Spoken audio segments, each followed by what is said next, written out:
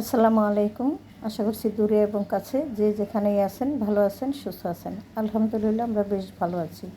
নতুন ভিডিও নিয়ে আসলাম, শেষ পর্যন্ত দেখবেন, আশা করছি ভালো লাগবে। এই তো দেখতেই পাচ্ছেন রান্নাবান্না শুরু করে দিয়েছি। তবে সকালের নাস্তা কিন্তু খাওয়া হয়ে গেছে অফ ক্যামেরাতে, সেগুলো আর আপনাদের সাথে শেয়ার করিনি। এখন চলে আসলাম দুপুরের রান্নাবান্না শেয়ার করার জন্য।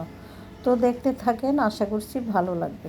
এই তো গরুর মাংস রান্না করব। এদিকে কিন্তু চুলাতে একেবারেই গ্যাস থাকে না, এটা হয়তো আপনারা সবাই জানেন। কেননা প্রত্যেকটা জায়গাতেই কিন্তু এই সমস্যাটা এখন আছে। যাই হোক, কতদিন থাকবে জানি না, যতদিনই থাকুক না কেন কম বেশি রান্না তো করে খেতেই হবে। তো প্রেশার কুকারে সেজন্য মাংসটা বসিয়ে দিলাম, তা না হলে কড়াইতে রান্না করলে আর আজকে মাংস দিয়ে ভাত খাওয়া হবে না, আগামীকালকে খেতে হবে। যাই হোক, এখানে কিন্তু প্রেশার কুকারে মাংসের মশলা বা রেগুলার মশলা যা যা লাগে সমস্ত সব কিছু দিয়ে কিন্তু মাংসটা আমি বসিয়ে দিলাম। এখন হলো আমার অন্য অন্য কাজ করার পালা। প্রেশার কুকারে রান্নাবান্না করলে কিন্তু একদিকে সুবিধাই হয়, এদিকে রান্না হতে থাকে আর ওদিক দিয়ে কিন্তু নিরিবিলিভাবে কিন্তু আরও বিভিন্ন রকমের কাজকর্ম করে নেওয়া যায়। তো এই যে দেখতেই পাচ্ছেন অল্প সময়ের ভিতরেই কিন্তু আমার মাংস রান্না করা হয়ে গেছে। এখন হলো আমি মাংসটা যেহেতু একটু ঝোল বেশি রয়ে গেছে, কড়াইতে ঢেলে একটু শুকিয়ে নেব, তারপরেই কিন্তু আমার মাংস রান্না শেষ। এখানে মাংস রান্না করা হয়ে গেল, আর পাশাপাশি ডাল রান্না করে নিয়েছিলাম, আপনাদের সাথে একটু শেয়ারও করে দিলাম। এখন হলো দুপুরের জন্য খাবার আমি ডাইনিংয়ে রেডি করে দিব। যার যখন খুশি যেভাবে খুশি খেয়ে নেক, আমি আপাতত খাবো না, আমি একটু পরেই খাবো। যাই হোক, এখানে দেখতেই পাচ্ছেন খুব সুন্দর করে কিন্তু ডাইনিংয়ে খাবার দিয়ে দিয়েছি। অলরেডি সবাই খাবার খেয়ে চলেও গিয়েছে। এখন চলে আসলাম বিকেলবেলা। দুপুরে আসার সময় কিছু বিস্কিট এনেছিল, সেগুলো ভাবলাম একটু গুছিয়ে নিই, আপনাদের সাথে একটু শেয়ারও করে দিই। এখানে কিন্তু একেবারে মানে এনার্জি বিস্কিট, সেই সাথে বিভিন্ন রকমের বিস্কিট আছে, সেগুলো নিয়ে এসেছে। তো বিস্কিট যেহেতু গুছিয়ে নিয়েছি, বিকেলবেলা একটু চা তৈরি করে খাই। চা না খেলে তো আবার ভালোই লাগে না। তবে কিন্তু রং চা আমার একেবারেই পছন্দ না, দুধ চা না হলে আমি আবার খেতেই চাই না। দুধ বসাতে থাকলেই আমি চা তৈরি করতে চাই, তা না হলে সহজে চা বানাতে আসি না। যাই হোক, খুব সুন্দর করে 2 কাপ চা বানিয়ে নিলাম। এখানে বাসায় তো কেউ নেই, আপনারা সবাই জানেন। ছেলেরা কখনোই ঠিকঠাক মতো বাসায় আর কি খাওয়া দাওয়া করতে পারে না বা খায়ও না। সে কারণে আমার কিন্তু কোনো বিকেলবেলার নাস্তা তৈরি করার কোনো ঝামেলাই থাকে না।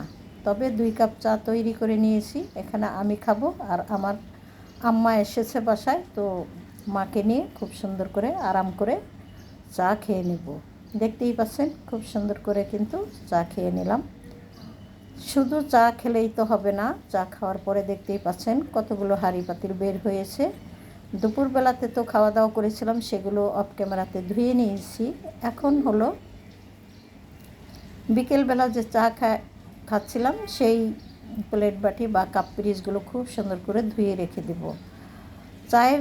চা সহ কাপ রেখে দিলে কিন্তু অনেক তাড়াতাড়ি কাপের কালার নষ্ট হয়ে যায়। এটা কিন্তু একটা টিপস, আপনারা জেনে রাখেন।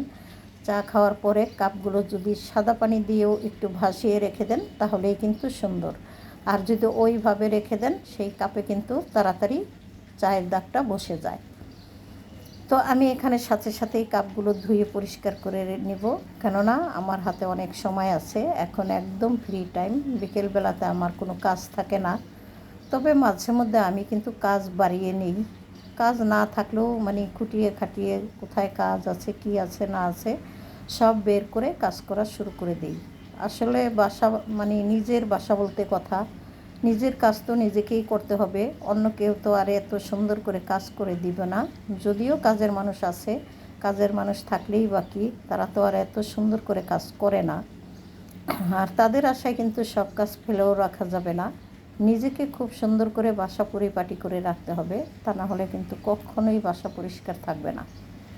যাই হোক, এখানে আমি কিন্তু খুব সুন্দর করে প্লেট বাটিগুলো ধুয়ে একটু পানি শুকিয়ে গেলে তারপরে যেখানে রাখার খুব রেখে দেব সেখানে, কারণ এখান থেকে পানিটা একটু ঝরিয়ে নিলে ভালো হয়, তা না হলে সব রান্নাঘর কিন্তু পানিতে ছড়াছড়ি হয়ে পড়ে। আর রান্নাঘর পানি ভিজা থাকলে কিন্তু মোটেও ভালো লাগে না, পায়ের নিচে শুকনা থাকলে বেশি ভালো লাগে। খুব সুন্দর করে সিনটা মুছে রাখলাম, এতে করে পরবর্তী রান্নার সময় রান্নাঘরটা নিট অ্যান্ড ক্লিন থাকলে আমার কাছেও যেমন ভালো লাগে, দেখতেও তেমন সুন্দর। যাই হোক, দেখতেই পাচ্ছেন এখানে কিন্তু আমার বিকেলের কাজকর্ম শেষ। তারপরে কি কাজ করি দেখতে থাকেন, আশা করছি ভালো লাগবে আপনাদের। চলে আসলাম সন্ধ্যার পরে, মোটামুটি 8টা-9টার দিকে। এখন হচ্ছে ওই দুপুরবেলাতেই কিছু চিপস এনেছিল। এই চিপসগুলো কিন্তু সবাই পছন্দ না করলেও বাসায় আমি ভীষণ পছন্দ করি, সে কারণেই কিন্তু আনা। আর এগুলো ভেজে খেতে আমার তো ভীষণ ভালো লাগে, বিশেষ করে ভাজার সময়টা খুবই ভালো লাগে। অনেক তাড়াতাড়ি ভাজা হয়ে যায় এবং খাবারটা খুব সহজেই খেয়ে নেওয়া যায়। তো যাই হোক, এখানে দেখতেই পাচ্ছেন বিভিন্ন রকমের কালারের আছে, সেই সাথে হলো বিভিন্ন রকমের ডিজাইনও আছে। তো আমি সব কটা ডিজাইনই আলাদা করে নেব, কেননা আমার কাছে যেই দিন ভাজবো শুধু এক রকমের ভাজবো, এটাই ভালো লাগে। বিশেষ আবার ভাজার সময় কিন্তু এই যে লম্বা যেইগুলো, এগুলো ভাজতে সহজ, বা ওগুলোও ভাজতে সহজ, আলাদা করে ভাজলে ভালো হয়। আর দুই একটা যা ভাঙ্গা ভুঙ্গা আছে, এগুলো আমি আলাদা করে রাখবো। একসাথে এইগুলো আবার ভেজে খেয়ে নেব সবার আগে।